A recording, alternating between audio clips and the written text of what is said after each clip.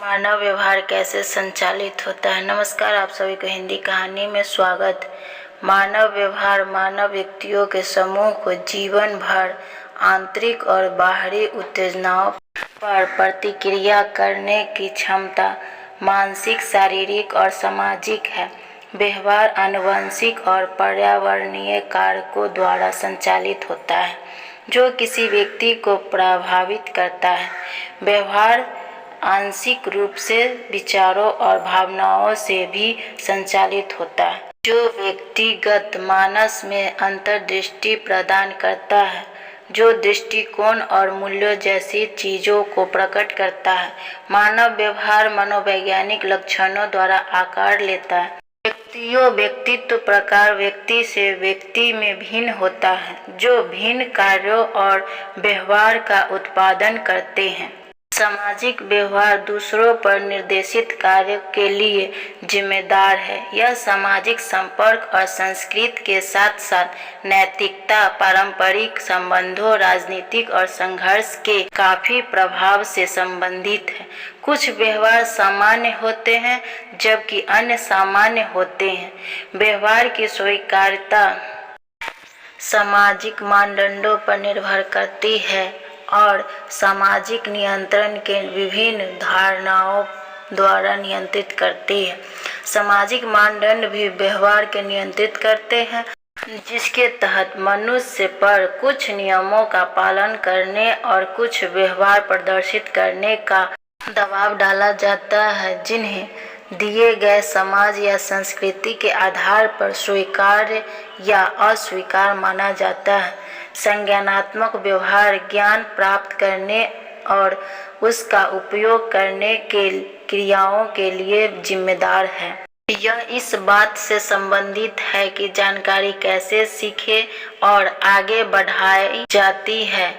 साथ ही ज्ञान और धर्म कैसे व्यक्तिगत विश्वासों का रचनात्मक अनुप्रयोग भी शारीरिक व्यवहार शरीर को बनाए रखने के लिए क्रियाओं के लिए जिम्मेदार है। यह बुनियादी शारीरिक कार्यों के साथ साथ स्वास्थ्य को बनाए रखने के लिए किए गए उपायों से संबंधित है। आर्थिक व्यवहार विकास, संगठन और सामग्रियों के उपयोग के साथ साथ अन्य प्रकार के कामों में संबंधित क्रियाओं के लिए जिम्मेदार है। पारिस्थितिक व्यवहार पारिस्थितिकी तंत्र से जुड़ी क्रियाओं के लिए जिम्मेदार है।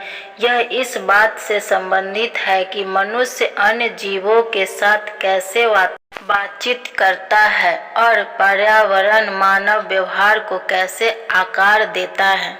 मानव व्यवहार का अध्ययन सामाजिक विज्ञानों द्वारा किया जाता है, जिसमें मनोविज्ञान, समाजशास्त्र, नैतिकता और उनकी विभिन्न शाखाएं और विचारधाराएं शामिल हैं। मानव व्यवहार के कई अलग अलग पहलू हैं और कोई भी परिभाषा या क्षेत्र अध्ययन इसे संपूर्णता में शामिल नहीं करता है। प्राकृतिक बनाम पोषण बहस मानव व्यवहार के अध्ययन में मूलभूत विभाजनों में से एक है।